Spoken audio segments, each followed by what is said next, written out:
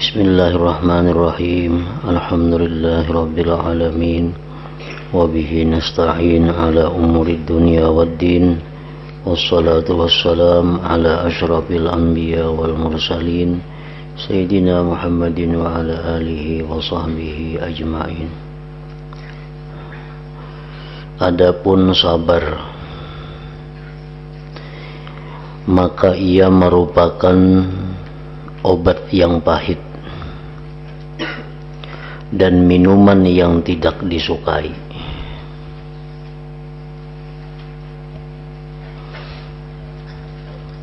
Sebagaimana sabar itu maknanya adalah pahit pada logat, tetapi sabar yang pahit tadi mengandung barakah dan menarik setiap manfaat, serta menolak segala mudarat dari diri engkau. Apabila obat adalah begini sifatnya, maka manusia yang berakal pasti mau memaksa nafsunya untuk meminumnya, menelannya, serta menahankan kepahitannya, baunya yang menyengat, dan berkata, pahit sejenak berarti nyaman setahun. Jadi sabar ini adalah laksana obat yang pahit, namun di dalamnya banyak berkah, banyak manfaat, kesembuhan. Nah, orang yang berakal pasti tidak ada masalah dengan sesuatu yang pahit itu apabila membawa kepada kesehatan, membawa kepada kenyamanan. Nah, lain halnya dengan orang yang tidak berakal, seperti kanak-kanak. Nah, kanak-kanak tuh paling sulit diminumi obat yang pahit karena inya kada mengerti. Nah, jadi anak-anak itu orang yang belum berakal, wajar mereka kada mengerti bahwa nang pahit itu akan membawa manfaat.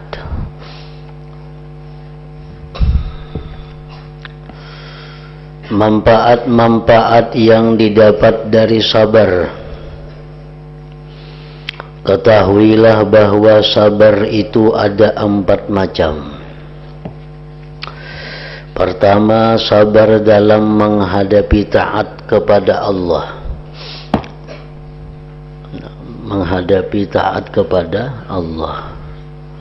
Seperti sembahyang itu perlu kesabaran. Apalagi puasa itu adalah sabar intinya. Zakat adalah sabar. Karena apa? Karena mengeluarkan duit yang selama ini susah payah dicari itu adalah sesuatu yang sulit, kecuali kalau kita hadapi dengan kesabaran. Haji apalagi sulit lagi, macam-macam pekerjaan haji, macam-macam pekerjaan umrah. Bila mana kada sabar, maka akan sia-sia ibadah itu. Nah, pertama, sabar dalam menghadapi taat kepada Allah. Di musim dingin umpamanya, Allah memerintahkan bahwa kita berwudu sebelum salat. Nah, berwudu itu di musim dingin adalah sangat sulit, sangat menyakitkan. Tetapi karena itu perintah Allah, maka berwudu dengan susah payah tadi dihadapi dengan sabar. Yang kedua, sabar dari menghadapi maksiat. Bermacam-macam godaan yang datang agar kita berbuat maksiat, maka itu mesti dihadapi dengan kesabaran. supaya bisa terhindar daripada maksiat itu. Sabar dari menghadapi kelebihan dunia. Nah, kelebihan dunia itu akan membawa kepada maksiat, walaupun halal.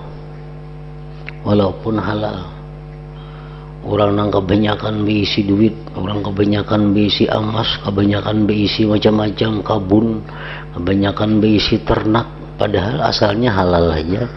Tapi karena kebanyakan itu berisi, lalu akhirnya membawa kepada maksiat. Kenapa sebabnya? Karena harta benda yang diberikan Allah itu adalah merupakan sesuatu yang dititipkan kepada kita, dan kita mengetahui bahwa harta itu ada masing-masing punya hak di situ. Orang yang miskin, orang yang susah, dia ada punya hak pada harta kita yang banyak. Nah, jadi dalam menghadapi kelebihan dunia itu diperlukan juga kesabaran. Karena kalau kada sabar, maka kelebihan dunia itu akan membawa kepada maksiat juga. Dan sabar dalam menghadapi cobaan dan bencana. Nah, sakit umpamanya, kehilangan, dapat musibah.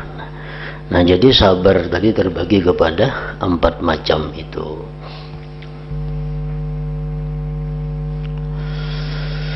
Apabila seseorang sanggup menanggung kepahitan sabar dan mampu bersabar dalam 4 tempat tadi, maka ia akan bisa taat, bisa istiqamah, dan memperoleh pahalanya yang besar di akhirat.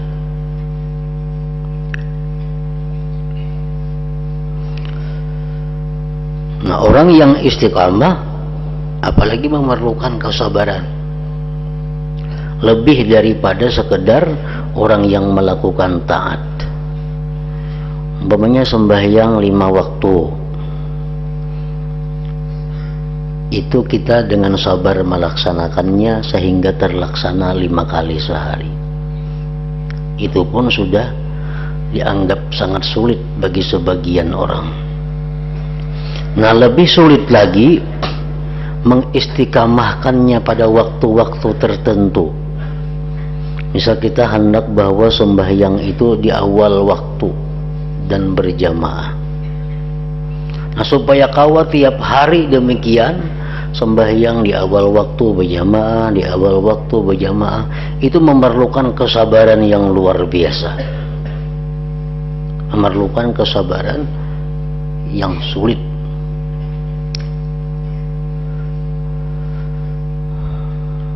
Jadi untuk satu taat diperlukan kesabaran, apalagi untuk istiqamah dalam taat itu lebih lagi diperlukan kesabaran.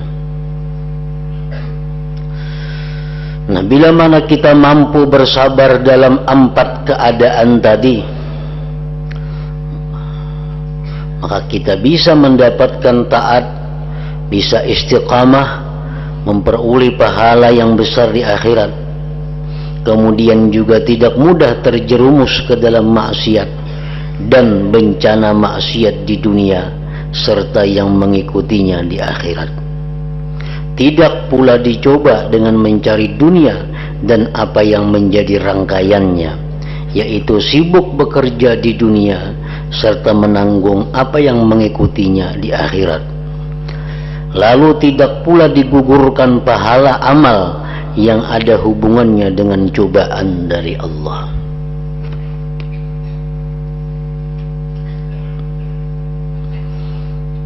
Cobaan-cobaan itu bisa menggugurkan pahala kalau kita kada sabar.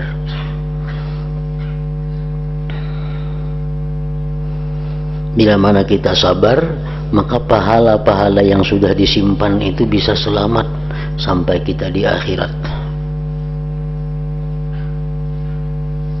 sehingga bisa berhasil mendapat izin.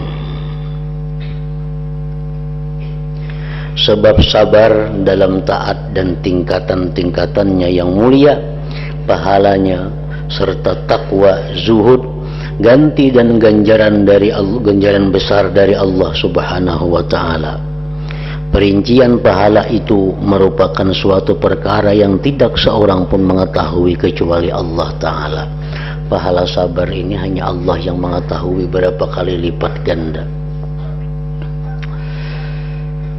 Contohnya, orang yang tidak sabar itu bisa menggugurkan ibadah nang dahulu-dahulu.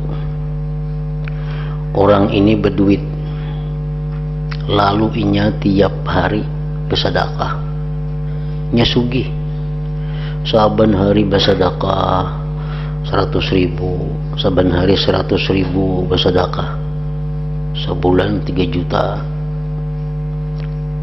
bertahun-tahun inya sugih tadi bersedekah tiap hari 100.000, sehingga mau dihitung dah sedekahnya itu miliaran jumlahnya, miliaran. Lalu si kaya yang sosial ini suatu saat dia dapat musibah, musibahnya menghabiskan seluruh hartanya, hartanya habis. Nah, ini perlu kesabaran, karena kalau kada sabar bisa menghabiskan harta dan pahala yang telah dilakukan bertahun-tahun lalu.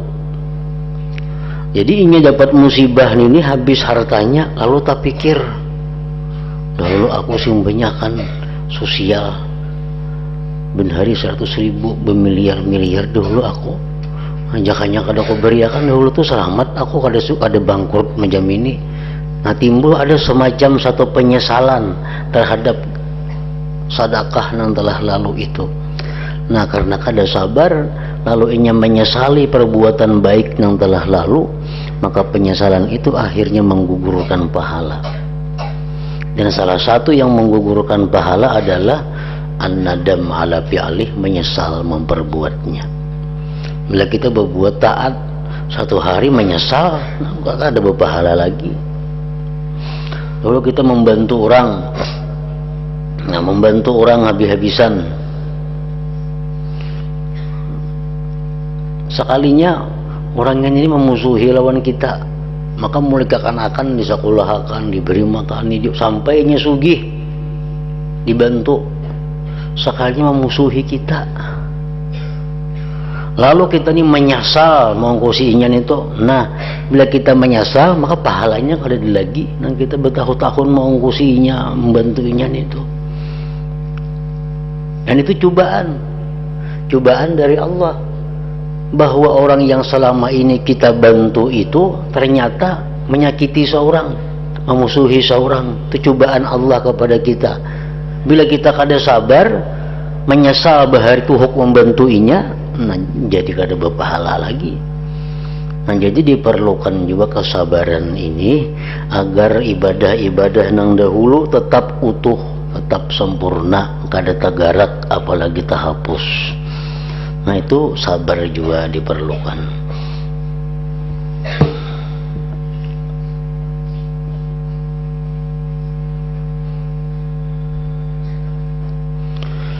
Adapun menolak kemudaratan, maka pertama kali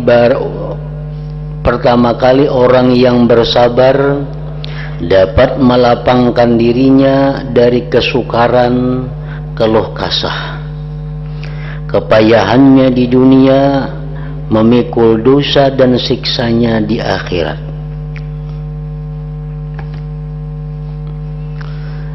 Jika orang itu tidak mampu bersabar dan menempuh jalan keluh kasah, maka ia pasti kehilangan segala manfaat dan mengalami berbagai kemudaratan karena ia tidak bersabar menghadapi kepayahan taat itu. Nah, orang yang kada sabar dapat musibah umpamanya dubul, dunia akhirat sakit.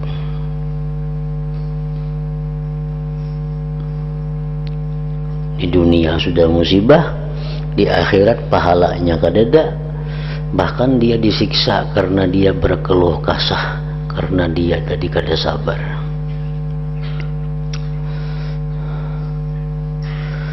Jadi ia tidak mau melakukan taat dan tidak bersabar untuk menjaga taat, sehingga menyebabkan ia menggugurkan taat,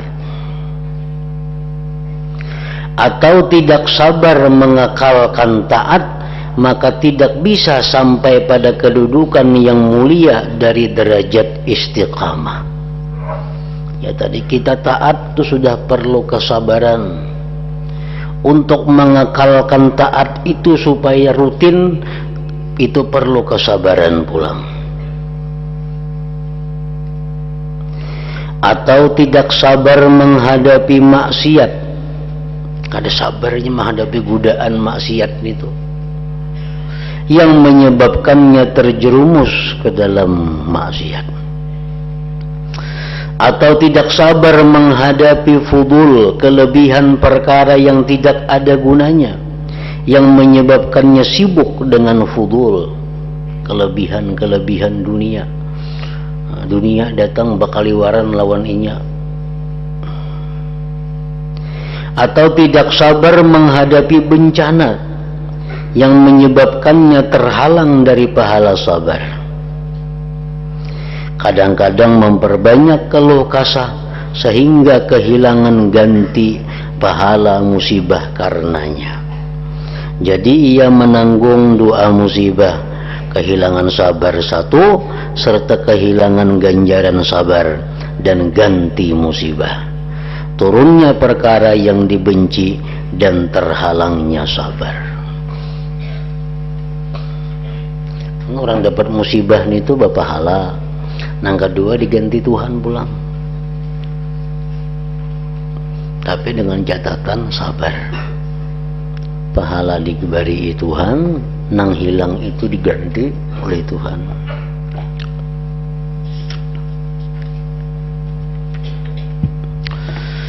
Sungguh sebagian ulama berkata terhalangnya sabar menghadapi musibah itu lebih sakit daripada musibah itu sendiri. Artinya kita kada sabar menghadapi musibah itu lebih berat daripada musibah itu sendiri. Lalu apa faedah sesuatu yang menghilangkan perkara yang telah berhasil wujud dan tidak dapat mengembalikan apa yang sudah hilang kepada engkau? Napa untungnya mun kita kada sabar itu? Mun kita kada sabar, napa untungnya? Nang hilang tetap hilang. Apa dapat nang hilang mun kita kada sabar? Kada. Orang nang sakit inya kada sabar, kalau pang ampih sakitnya kada. Nah, jadi pahala yang sudah didapat pun hilang karena ketiadaan sabar tadi. Karena itu bersungguh-sungguhlah apabila engkau keluputan salah satunya, jangan sampai yang satunya lagi terlepas. Kalau sudah kehilangan semacam, nah cukup semacam itu aja, hadapi dengan sabar supaya jangan kedua-duanya hilang. Amun kada sabar nang ada hilang, pahala hilang.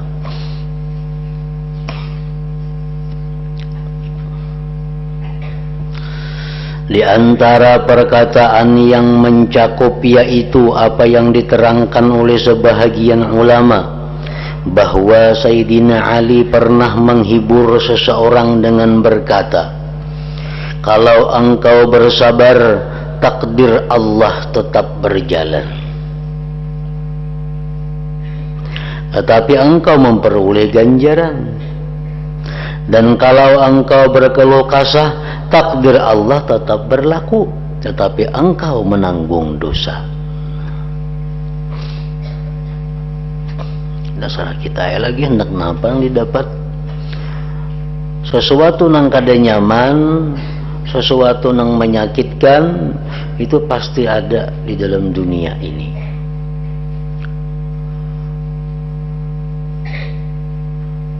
Karena dunia tempatnya sesuatu yang sakit. Kadakawa orang di dalam dunia ini hendak nyaman,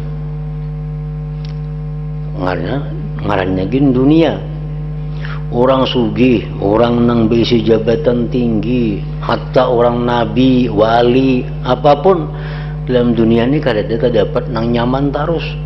Pasti ada sesuatu nang dihadapi itu nang kada nyaman.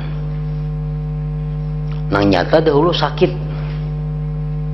Mana ada orang nang kada suah sakit? Yang pada Firaun nang kada begagaringannya.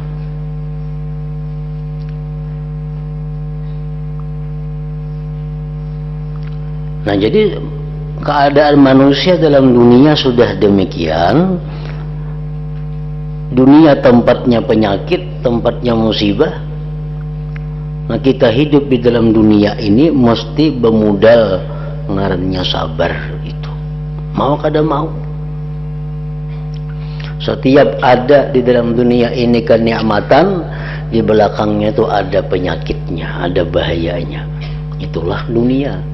Lain surga. Surga itu kenikmatan murni, kenikmatan, kada ada ipik sampingnya. Dalam dunia kita makan nang manis-manis, nang bergula-gula, salih semaan kada ingatan. Katuju makan nang pada-padas, nyaman. Kaina mah jantamnya. Nah, lain di surga. Nah, apa aja yang dimakan nang nyaman sebanyak-banyaknya kada ada ipik samping. Jadi dunia ini memang demikian diciptakan Allah. Allah memberikan kita ilmu supaya kita bersabar menghadapi demikian itu. Nah, perkataan para ulama, talabur raha fid dunya muhalun. Mencari kelapangan, mencari kebahagiaan, talabur raha fid dunya, di dalam dunia ini muhalun, mustahil. Artinya kenyamanan diri. Nah, mau kenyamanan ibadah tuh kawah aja dicari di dunia ini. Kayak apa supaya nyaman beribadah tuh ada jalannya. Kayak apa supaya nyaman sembahyang ada caranya. Kayak apa supaya nyaman berzikir tuh kawah dicari. Amun kayak apa supaya nyaman hati bahagia dalam dunia, awak nyaman, kemana mencari? Kada ada. Kemana aja pasti ada kada nyamannya itu. Talabur raha fid dunya muhalun. Mencari kelapangan, mencari ketenangan di dalam dunia ini mustahil.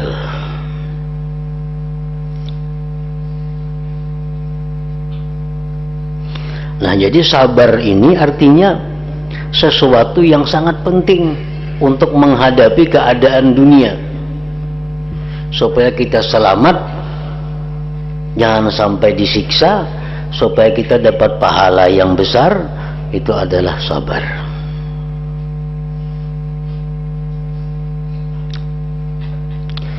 Secara ringkas dapat dikatakan bahwa memutuskan hati dari rintangan yang sudah terbiasa dan mencegah nafsu dari melakukan kebiasaan-kebiasaan yang sudah mengakar dengan tawakal yang murni kepada Allah dan meninggalkan mengatur persoalan, melainkan menyerahkan sepenuhnya kepada Allah tanpa mengetahui rahasianya, serta menahan nafsu dari membenci dan berkeluh kesah, padahal nafsu cepat kepada membenci apa yang dihadapi, memaksa nafsu supaya tetap riba dan menelan obat pahit.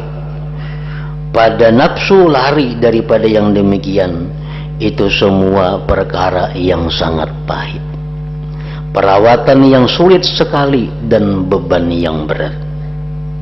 Tetapi adalah rancangan yang benar dan jalan yang lurus, mempunyai akibat yang terpuji dan keadaan yang beruntung. Walaupun pahit, sabar itu, walaupun kada nyaman, tapi mun hendak untung kainanya, hendak nyaman, nah makan hanang pahit itu.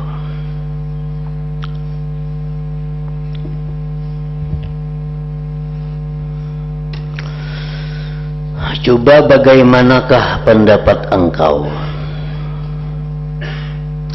mengenai orang tua kuitan. Nah, abah mama kaya yang balas kasih kepada anaknya. Abah mama ini sugih dan sayang lawan anaknya. Apabila orang tua itu tidak memperbolehkan anaknya yang dikasihi itu makan kurma atau apel karena mata anak itu sakit, dan menyerahkannya kepada guru yang keras demi kebaikan si anak, yang menahan anak itu sepanjang hari di dekatnya sampai bosan, orang tua itu juga membawa anaknya ke tukang bakam untuk dibakam, sehingga si anak merasa sakit dan gelisah. Apakah orang tua yang bertindak semacam ini karena pelitnya? Bagaimana engkau dapat menyebutnya pelit padahal ia memberi kelapangan sosial kepada orang lain? Ataukah karena ia ingin menghinakan anaknya, sedangkan orang tua itu selalu menyimpan harta yang sudah berada di tangannya untuk keperluan anaknya?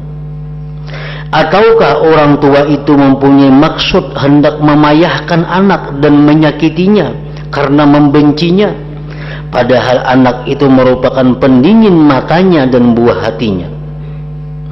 Seandainya anak itu ditiup angin kencang sedikit, orang tua tentu merasa keberatan. Nah, semua itu tidak benar. Kita berisi kuitan nang sugih, berisi kuitan nang sayang luar biasa kepada kita. Tahu-tahu kuitan tadi melarang, "Kam jangan makan ini, kam jangan makan ini." Kalau kuitan kita nang sugih nang penyayangan tadi pulang menyerahkan kita kepada guru nang kejam, dan didiamakan di rumah guru nang gubuk itu. Ada rumah seorang kayak istana. Nah, apakah kuitan itu pemalarkah? Tiap pemberian halawan orang-orang. Kemudian pulang si anak diserahkan kepada tukang bakam, dibakam. Si anak menderita kesakitan. Apakah kuitan ini kada sayang kalawan anak? Padahal anak itu adalah pendingin hatinya.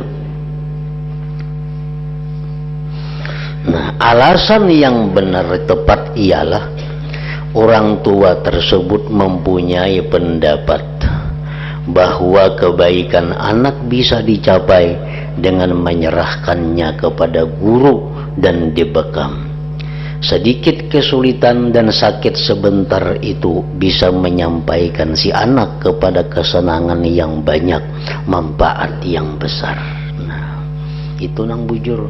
Kuitan tadi bukan pemalar menangati kita ini itu.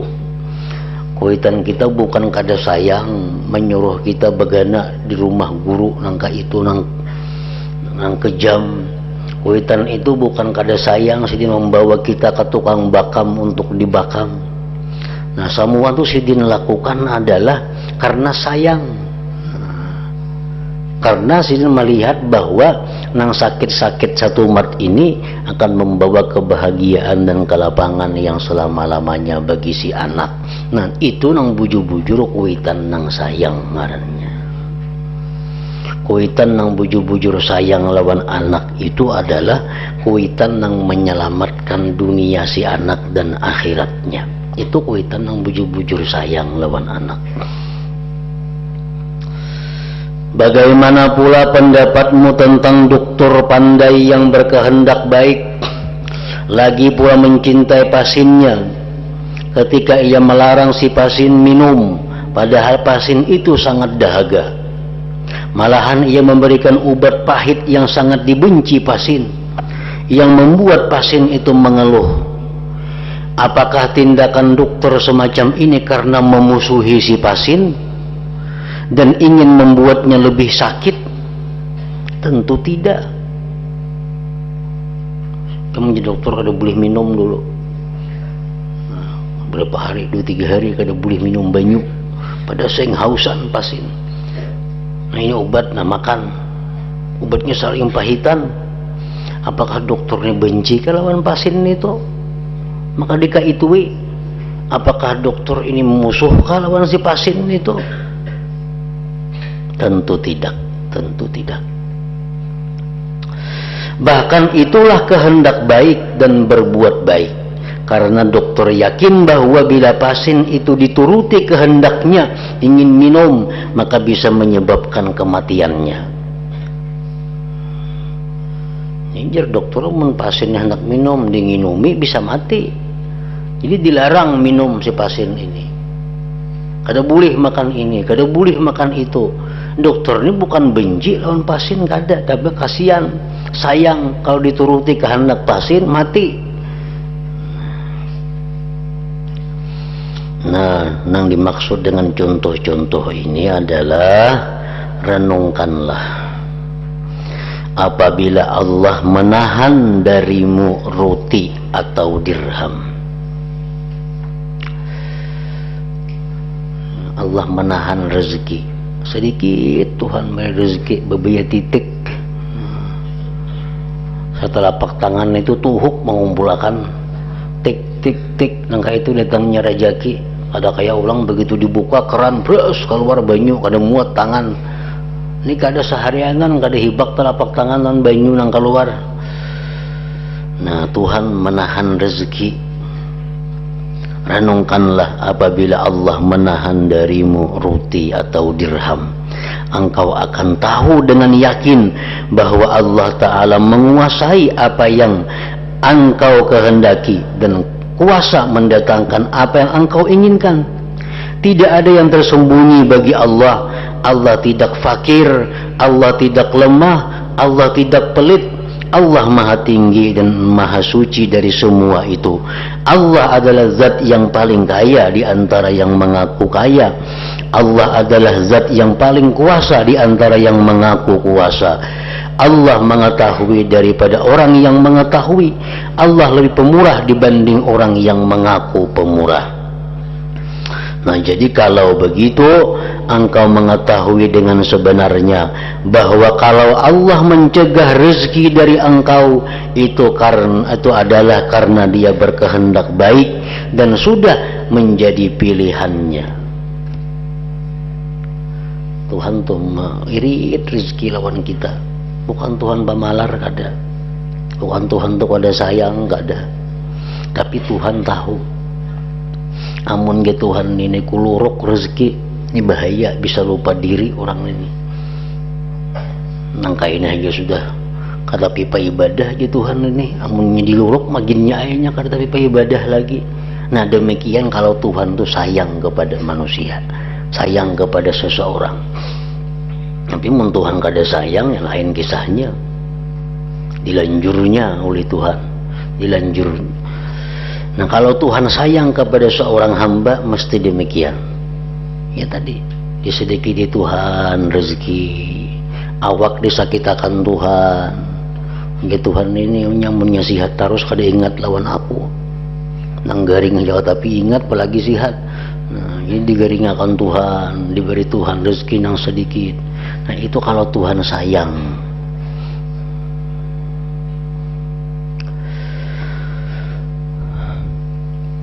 Bagaimana tidak begitu sedangkan Dia telah berfirman khalaqalakum ma fil ardi jami'a, artinya Allah menciptakan buat kalian apa yang ada di bumi seluruhnya.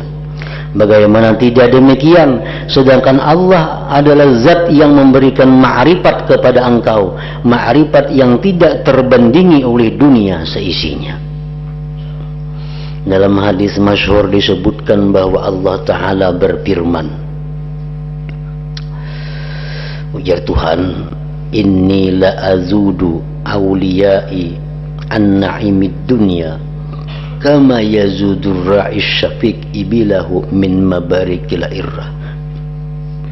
Sungguh aku, ujar Tuhan, mencegah para kekasihku dari kenikmatan duniawi sebagaimana penggembala yang mengasihi untanya mencegah unta itu dari tempat berkembangnya kudis. Penggembala nang sayang lawan kambingnya, nya kada mau sebarang andak kambing itu pasti diitihi mana tempat nang sihat, mana tempat nang nyaman. Maka itu juga kalau Allah itu sudah mengetahui bahwa kekasihnya ini munkaya karena terganggu hubungannya kepada Allah, maka hamba yang disayangi Allah ini akan ditahan dunia daripadanya. Dengan ditahan dunia daripadanya, maka hamba ini selalu ingat kepada Allah, selalu berzikir, beribadah kepada Allah. Apabila Allah menguji engkau dengan kesengsaraan, maka ketahuilah dengan yakin bahwa sebenarnya Allah tidak perlu menguji engkau dan mencoba Allah. Allah Maha tahu tentang keadaan engkau. Allah mengetahui kelemahan engkau. Allah sangat balas kasih kepada engkau. Tidakkah engkau pernah mendengar sabda Rasulullah sallallahu alaihi wasallam, "Lallahu ta'ala arhamu bi 'abdihil mu'min minal walidati syafiqati bi waladiha." Artinya, sungguh Allah itu lebih balas kasih kepada hambanya yang mukmin daripada ibu yang balas kasih kepada anaknya. Mama sayang lawan kita, sayang lagi Allah kepada kita. Nah, apabila engkau telah mengerti apa yang kuterangkan ini, engkau tentu tahu bahwa Allah menurunkan perkara yang tidak engkau senangi itu hanya untuk membaguskan diri engkau. Allah memberikan kita sesuatu yang kada nyaman itu adalah untuk membaguskan diri kita. Jangan dipadakan Tuhan mencoba. Tuhan kada bercoba-cobaan, Tuhan sudah tahu sama dengannya. Ini cobaan Tuhan. Bukan Tuhan mencoba kita apakah beriman atau kada. Tuhan tahu ya sudah kayak apa hasilnya. Nah, cobaan itu untuk kita.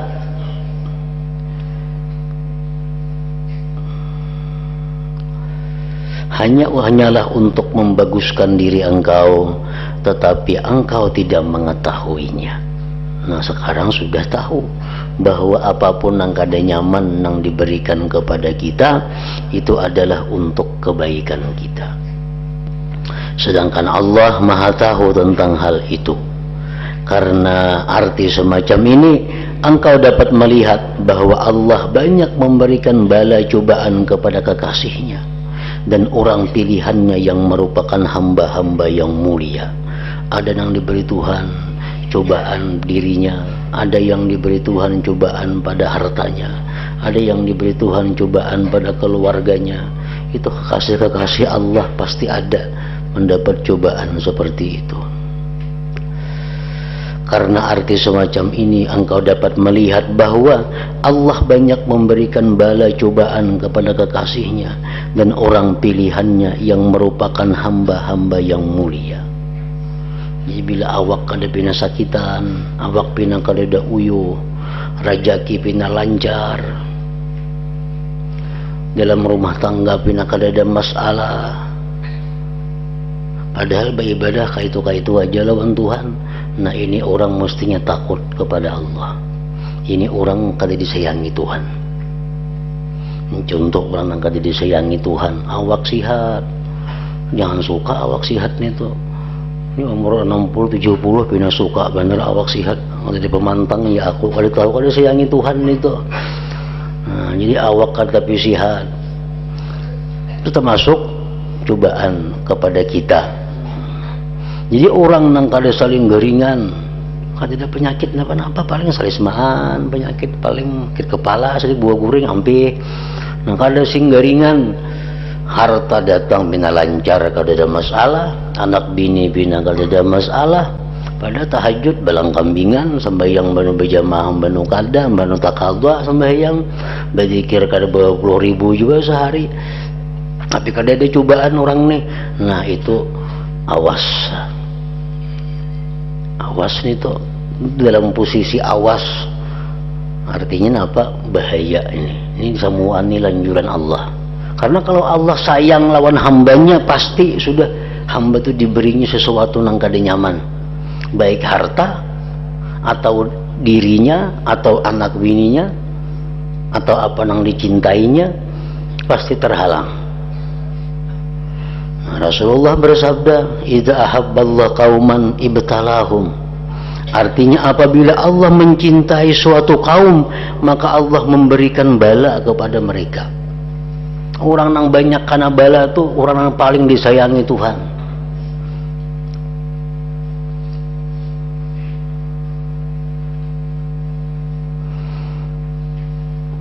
Apabila Allah mencintai suatu kaum, maka Allah memberikan bala kepada mereka.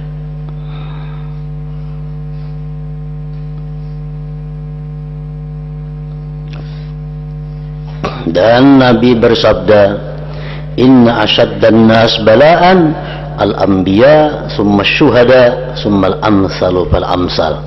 Artinya sungguh manusia yang paling keras balanya adalah para nabi. Kemudian orang-orang yang mati syahid, kemudian orang yang mulia, lalu orang yang di bawahnya. Artinya makin kurang mulia kita di sisi Allah, makin kurang bala nang diterima. Makin kurang kedudukan kita di sisi Allah, makin sedikit bala nang diterima. Makin tinggi, makin banyak balanya.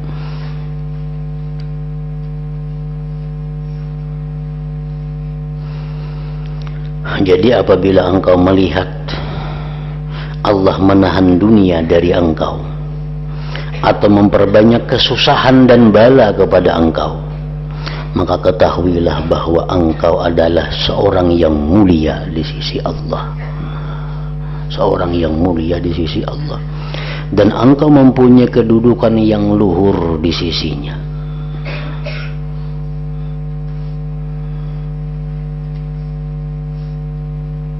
Orang-orang kita berhindar lawan Tuhan daripada bala. Namun orang-orang wali, Allahumma zidni bala'a, ya Allah tambahi lagi bala itu lawan aku. Nah, apa orang untuk mengejar kedudukan tinggi di sisi Allah Ta'ala.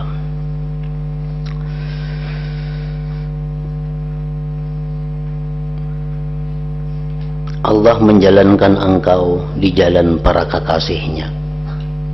Banyak cobaan yang kita hadapi, banyak rintangan, itu berarti Allah menjalankan kita pada jalan para kekasihnya. Karena Allah mengetahui keadaan engkau, dan Allah tidak perlu memperbanyak mudarat kepada engkau. Tidakkah engkau mendengar firman Allah Ta'ala, "Fasbir li hukmi rabbik fa innaka bi'ayunina." Artinya, hai Muhammad, bersabarlah menghadapi hukum Tuhanmu, karena engkau selalu dalam pengawasanku.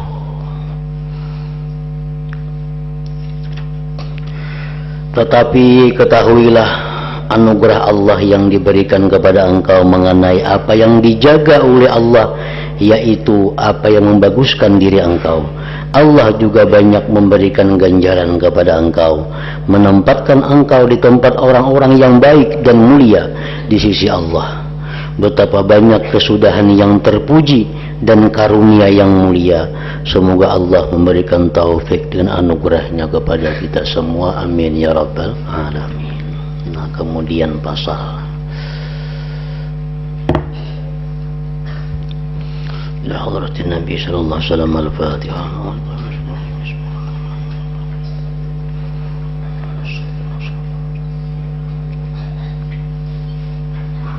Bismillahirrahmanirrahim. Alhamdulillah rabbil alamin, wa salli wa sallim ala sayyidina Muhammad wa alihi wa sahbihi ajma'in.